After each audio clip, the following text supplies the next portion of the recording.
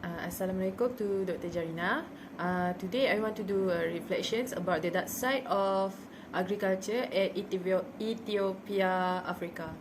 Neocolonialism causes foreign capital to be used for exploitation rather than development of the world's less developed regions.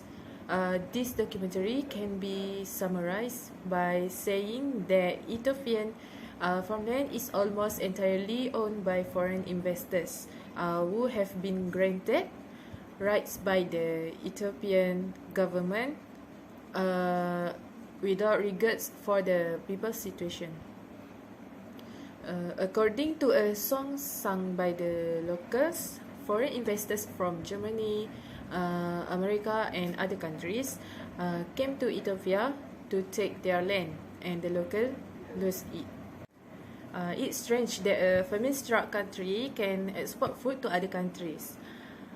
Farmland, according to business people and venture capitalists, is a new treasure trove where they can make a lot of money. In Ethiopia, an area 66,284 hectares of land is currently being developed for the export of coffee, flour, tea, fruit and other products.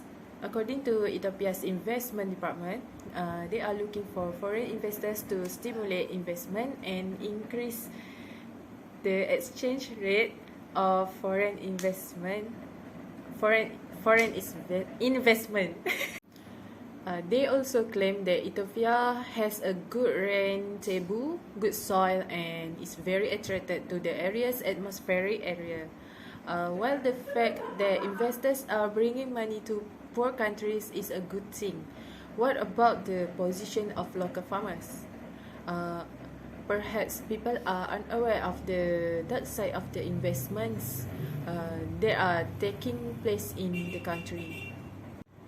Argao, a young Ethiopian environmental activist, tried to raise awareness about his country's plight, but he discovered this the hard way. He claimed that the large commercial farms would devastate the forest ecology system, but it was never reported in the media.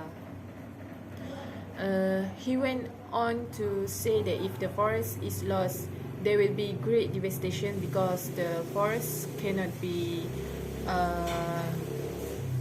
recovered in the next 500 years.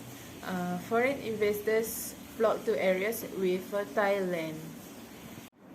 In minute 7:58 from the documentary video, local farmers were informed that they were not permitted to go too far into the Gambela area because it was owned by foreign investors.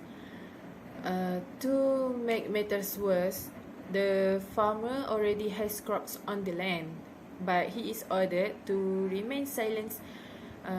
Is not permitting to take photographs, to take image, and is required to stay away from the area or will be punished if he violates the order. Locals are poor, thus the government does not listen to their voices, but rather to the voices of foreign investors. In minute 10:34 in the video, in the Gambela area, there is a national park with a variety of endangered species, as well as an area inhabited by indigenous peoples who simply lives such as fishing and small-scale farming. However, Omar Agwa Owoy, the national park officer, stated that he was unsure whether or not to protect the national park because their voices were largely ignored by the government.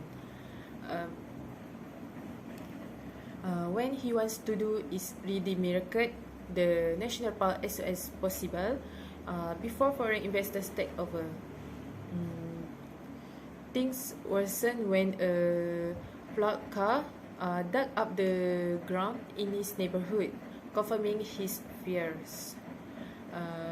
His issues are critical when he discovered a company called Saudi Star Agricultural Development near the national park. Next, minutes 14:22. In the video, in Gambela City, Arga was detained by guards and questioned by the police officers as he went to inquire about the Saudi Star Company. He was told to leave Gambela and not return if he wanted to stay safe. Something not right and been hid from him. Arga attempted to question the Anwar people, that is indigenous people, about foreign investments after he released. But most of them remain silent out of fear of the government, with only a few daring to open their mouth to express their feelings. In minute 28:38, they claim to have been driven from their own land, which they had occupied since the time of their forefathers. They were told to go out and look for a new home. The government ignores them if they do not have adequate facilities and forest resources as they could in their original settlements. They are forced to leave their homes because they will be attacked or treated unfairly by the government if they do not. They are unable to cultivate and sell in the market in order to support their children and provide clean water. The government created a program called Protection of Basic Services, or we call as PBS, with the intentions of assisting the poorest people in the area, but none were successful. Residents claim that if they move to a new area, they are only given false hopes, such as a clean water supply, adequate food, and so on. However, it appears that the government only tricked them into relocating because the government wanted to give the native land they occupied to foreign investors in order for them to further expand their agricultural areas.